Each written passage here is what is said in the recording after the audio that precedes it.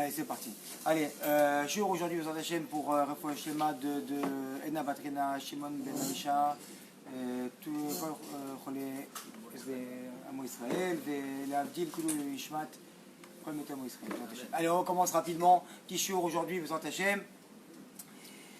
Alors, on est Parashat Rukat. On voit très bien que dans chaque matière, c'est marqué comme ça, que Chazal y ramène, que dans toutes les matières qu'il y a au monde, n'importe quelle matière que vous avez autour de vous, il y a là-bas 4 éléments, comme vous savez très bien. Esh, Ruach, Maïm et Afar. D'accord? Donc il y a Afar, c'est de la poussière, c'est de la terre. Très bien. Il y a du Maïm, de l'eau. Il y a du Esh, c'est du feu. Et il y a du Ruach, c'est du vent. Et dans toutes les matières au monde, ces 4 éléments-là, ils sont inclus. Très bien. Alors maintenant, qu'est-ce qui se passe? Moshe Rabbeinu, on lui a demandé à Paracha d'aller parler avec le rocher. Qu'est-ce qu'il a fait? Il est venu la frapper dans le rocher. Alors qu'est-ce qu'on voit dans... Creuser un peu plus loin là-dedans. On voit que dans ces 4 éléments-là qu'il y a dans le rocher, d'accord, on voit que par exemple, il y a de l'eau et il y a du feu qui ne se accordent pas entre eux. Alors comment ils peuvent être inclus comme ça dans le rocher? Chazal, ils nous disent que, en fait, vu qu'ils sont inclus, pourquoi? Parce que un, il respecte l'autre. Chacun, il est à sa place et que même dans le rocher, donc ça veut dire quoi? Que, messieurs, calmez-vous, pas de dispute. Même dans le rocher, ils voient que le feu et l'eau, ils s'accordent entre eux. Pourquoi? Pour respecter la volonté d'Akadosh Baruch Hu. Ils savent qu'Akadosh Baruch Hu est là, qu'il a fait la matière. La matière, c'est Elohim, c'est la nature. Ils font partie de la nature. Alors ils disent que nous, vu qu'on fait partie de la nature et qu'on fait l'expression d'Hachem dans ce monde, on est la matière. Ce que nous, on voit d'Hachem dans ce monde, en vérité, c'est la matière. On essaie de voir le spirituel qu'il y a derrière ça, mais en vérité, nous, concrètement, ce qu'on voit, c'est la matière. On voit Sefer Torah, c'est de la matière, qu'il y a du spirituel dedans. Alors qu'est-ce qui se passe? On est de la matière, et vu qu'on sait que c'est l'action de Akadosh Baruch Hu, donc chacun reste à sa place. Comme quand quelqu'un vient et construit une maison, il faut un plombier, un peintre, un maçon, chacun reste à sa place, sinon on va avoir la maison qui va être mal construite. Comme une femme avec son mari qui doit respecter son mari, si elle vient, la femme, elle dit, ouais, Maurice, toi t'aimes les boulettes, tu mettras ton costume à carreaux, et c'est comme ça. Chacun à sa place. Lui, il peut s'habiller peut-être comme il veut, faire plaisir à sa femme, mais la femme, si elle vient et commence que l'eau, il y a trop d'eau pour le feu et commence à éteindre le feu, donc qu'est-ce qui se passe dans le couple? Le mari, il est éteint et la femme, elle est trop élevée, ou vice-versa. Très bien, ça on a compris. Alors quoi? Maintenant, comment ça se fait que Moshe Rabbeinu, il a pu transformer ce rocher-là en eau? Ça veut dire qu'il a fait sortir de l'eau de lui.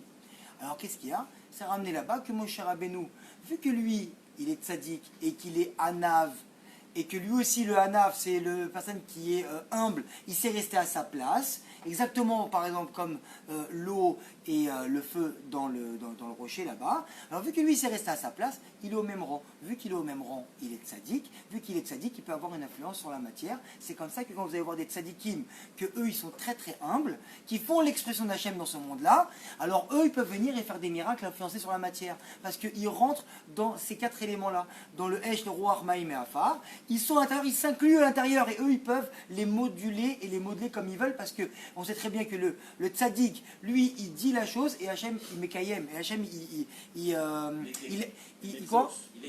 exécute, exactement, il exécute la parole tzaddikim parce que le tzaddik il s'est au même rang que la matière et dans ces éléments là. Donc on voit comme ça que Moshe Rabbeinu il a pu faire ça. Maintenant, par rapport à la Hanava. Très bien.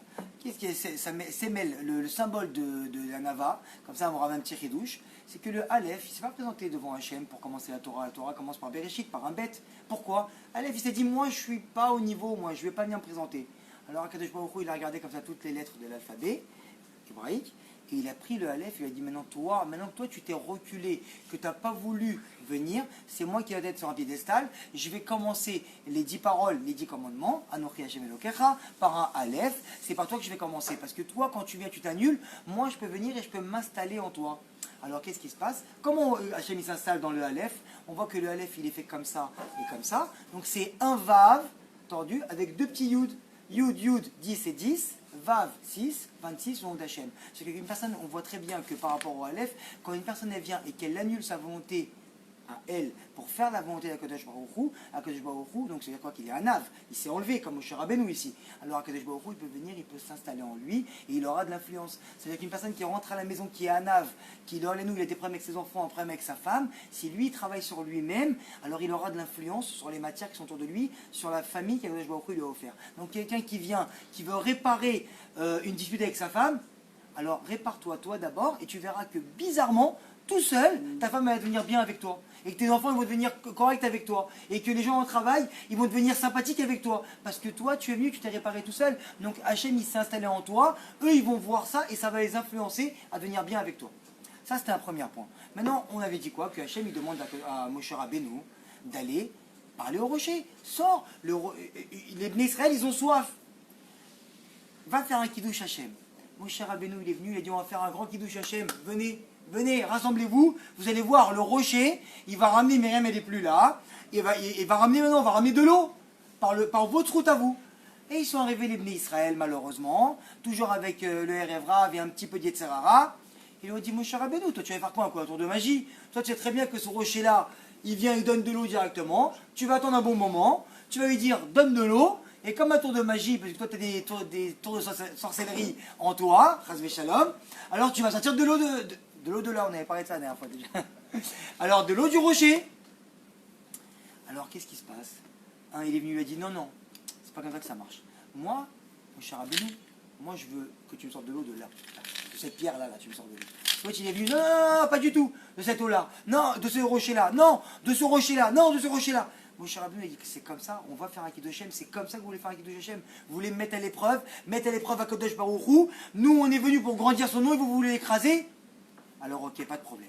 J'ai pris mon bâton, il a dit Moshe Rabbeinu, j'ai tapé 2 fois sur le rocher, et le rocher il a sorti de l'eau. Et tous les rochers que vous avez dit, tous les rochers au monde, ils ont sorti de l'eau à ce moment-là. Ça c'est le Midrash qui raconte que comme quand la mer elle s'est ouverte, que toutes les mers du monde elles sont ouvertes, quand Moshe Rabbeinu est sorti de l'eau du rocher, tous les rochers du monde ils ont donné de l'eau.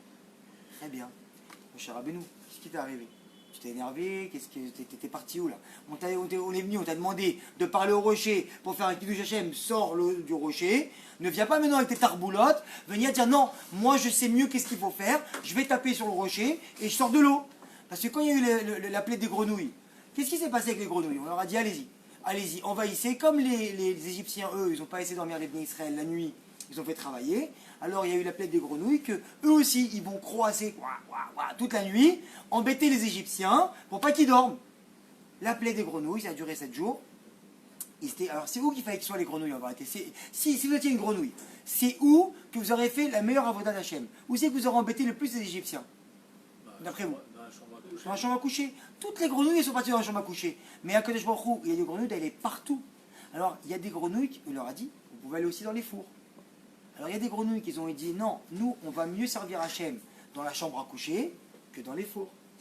Et il y en a qui sont partis dans les fours. Pourquoi? Parce qu'ils ont dit moi je vais dans le four parce qu'Akadosh Baruch Hu, il m'a dit d'aller dans le four. C'est pas bien à mes yeux. Je vois qu'il y a un problème. Je vois par exemple que je vais déménager, que je vais partir habiter quelque part où je veux pas habiter, que à mes yeux c'est mal, c'est pas bien. Mais Akadosh Baruch Hu, peut-être que c'est ça qu'il veut. Pourquoi? Parce que les grenouilles qui ont été dans le four, c'est les seules qui ne sont pas mortes à la fin de la plaie. À la fin de la plaie, c'est ces grenouilles qui étaient dans le four, et toi tu fais ma volonté, alors je vais te faire un miracle. Alors la personne qui vient, qui ne veut pas déménager, et qui déménage parce qu'elle voit ça en mal, mais peut-être que là-bas, c'est là-bas que tu vas servir Hachem le mieux. C'est là-bas que tu vas sortir le bien. Du mal, il sortira le bien. Le mal que nous, on croit qu'on voit de nos yeux, qui est devant nous, c'est de là-bas qu'Akadosh Baruch Hu, il dit, si toi tu vois mal, mais que tu fais ma volonté, et que tu dis, Akadosh Baruch Hu, moi je crois que c'est pas bien, mais que je sais que c'est ta volonté, parce que c'est ce que tu me ramènes devant moi, et je le fais, Be'ahava et Be'simcha, alors de là, Akadosh Baruch Hu sortira du bien de là. D'accord? Donc on voit très bien. Alors Moshe Rabbeinu, qu'est-ce qui t'est arrivé? Tu fais pas la volonté d'Hachem? Alors qu'est-ce qui s'est passé? On sait très bien maintenant, Chidouche, que Moshe Rabbeinu, pourquoi il a frappé sur le Sela? Il s'est dit, si nous on est venu faire un Kiddush Hashem ici, autour du rocher, pour donner de l'eau, d'accord? Pour que vous donniez de l'eau, que vous puissiez boire, qu'est-ce qui s'est passé? C'est que, maintenant que j'ai vu que vous avez déjà fauté là-dedans, alors moi, je vais frapper le rocher, parce que le rocher, c'est quoi? C'est un minéral. Et nous, les Bnei Israël, on est des hommes, on a un date, on a une conscience d'Hachem. Alors, dans le ciel, il peut avoir un qui trouve une accusation sur vous. Ils vont dire, regarde, Moshe Rabbeinu, il est venu parler au rocher, il lui a dit, sors un peu d'eau. Et le rocher, il a donné de l'eau. Un minéral, tu viens, tu lui dis de faire la parole d'Akadosh Baruch Hu, sort de l'eau, il te sort de l'eau. Et alors que nous, qu'on a la conscience qu'Akadosh Baruch Hu, il existe, fais Shabbat, non, trop dur. Alors, qu'est-ce qu'il va y avoir dans le ciel? Alors, les hommes qui ont un date les Bnei Israël, ils ont un date, ils doivent faire la mitzvot et qu'ils doivent ressortir ici l'expression d'Hachem. Eux, ils ne veulent pas faire. Et le rocher, qui lui, qui ne sait même pas parler, il est minéral, lui, il va faire. Je ne peux pas. Alors il a frappé le rocher pour dire voilà. De la même manière que le rocher, je ne lui demande même pas, je le frappe, parce que toi aussi, les Bnei Israël, tu ne pourras pas les accuser en leur disant j'ai demandé au rocher. Non, on a frappé le rocher très fort pour qu'il sorte de l'eau. Alors comme ça, les Bnei Israël, je dirais moi, qu'on ne leur a pas demandé de faire Torah et Mitzvot et qu'ils n'ont pas fait. Il fallait vraiment les frapper pour qu'ils fassent, et malheureusement, quand on est frappé, c'est là qu'on fait. Alors c'est ça qu'il a réglé Moshe Rabbeinu. Mais maintenant, Kadosh Baruch Hu, il a quand même puni Moshe Rabbeinu de ne pas rentrer en Eretz Israël par rapport au fait qu'il a frappé le rocher. Alors maintenant, Moshe Rabbeinu, il avait une bonne kavana, maintenant on voit. Pourquoi tu es puni, Moshe Rabbeinu? Pourquoi tu punis Pourquoi tu le punis? Alors écoutez bien ça. Kadosh Baruch Hu, il a dit comme ça. Moshe Rabbeinu, qu'est-ce que tu voulais? Toi, tu voulais faire le bien des Bnei Israël. Tu voulais que eux, tu voulais les protéger du fait que s'ils fautent, qu'on ne les accuse pas. Mais si Moshe Rabbeinu serait rentré en Eretz Israël, qu'est-ce qu'il aurait fait? Il aurait construit le Beth Amikdash. Qui c'est qui a construit le Beth Amikdash? Le roi Shlomo. Qui c'est qui a construit les fondations du Beth Amikdash, qui existent encore jusqu'à aujourd'hui et qui ne sont pas détruites? C'est qui? C'est David Amelech. Tzadik. Qui c'est qui a construit le Kotel? Avec quel argent on a construit le Kotel? Avec la sueur et avec l'argent des pauvres. C'est l'entrée des pauvres là-bas. Parce que c'est pour ça qu'il n'est pas détruit. Si Moshe Rabbeinu, tu serais rentré en Eretz Israël, t'aurais fait un Beth Amikdash qui aurait été indestructible.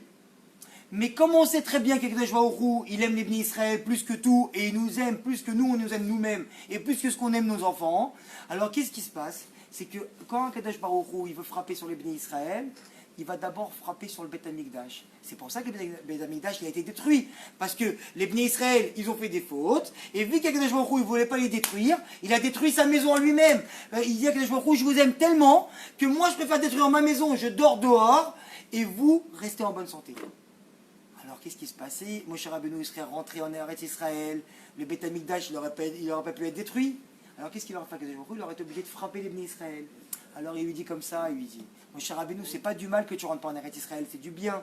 Parce que si toi, tu voulais protéger les Bnei Israël par rapport au fait que tu as frappé sur le rocher, parce que tu voulais pas qu'ils soient accusés, mais moi, je vais les sauver à tout jamais. Je vais détruire ma maison. Donc c'est pour ça que toi, tu rentres pas en Eretz Israël, parce que moi, sinon je pourrais pas détruire ma maison, je serais obligé de les frapper. Donc ça veut dire que le bien, que nous on croit qu'on va faire mieux, comme les grenouilles qui croyaient aller faire mieux du bien dans la chambre des Égyptiens, en fait, toi tu fais la volonté d'Hachem. C'est ça qu'il faut faire. C'est pas que tu crois faire mieux que la volonté pour faire le bien. Non.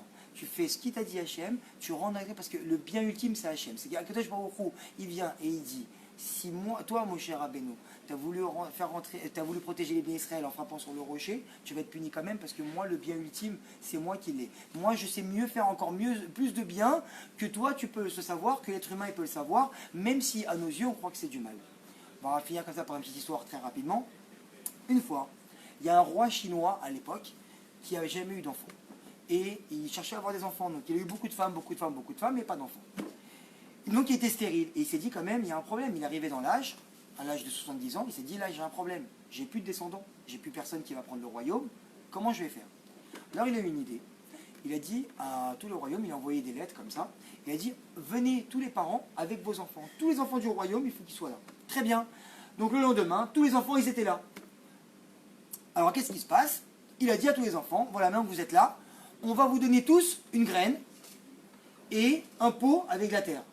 Et vous allez maintenant remplir donc ce pot avec la terre avec cette graine, vous allez l'arroser, vous allez vous en occuper, et on se retrouve dans un mois, et dans un mois, on va voir celui qui a la plus belle fleur. Et celui qui a la plus belle fleur, c'est lui qui sera mon descendant. Tous les parents, tous les enfants, tout le monde est content. On est moché là-bas, il aurait été content, on va au Hachem. Et quoi? Alors ils sont partis. Pendant un mois, tout le monde est parti. Le rendez-vous ultime, il arrive. Chaque enfant, il vient. Allez, maintenant il passe devant le roi. Et le roi, il doit voir chaque pot. Donc il prend un pot, il passe, deux pots, il passe, il passe. 13 000, 14 000, 20 000, 18 000 enfants, ils sont passés devant lui. Il dit, ok, maintenant je vais me recueillir pendant quelques heures. Et je reviendrai ce soir vous donner la réponse de celui qui a eu la plus belle fleur, qui a gagné. Il monte, il va dans son royaume et le roi il voit son valet. Il lui dit écoute, accompagne-moi en ville, je suis sûr qu'il y a des enfants qui doivent rester là-bas et qui ne sont pas venus. Très bien. il va en ville avec son valet, le roi il descend maintenant, il s'habille en habit normal, et il sort dans la ville.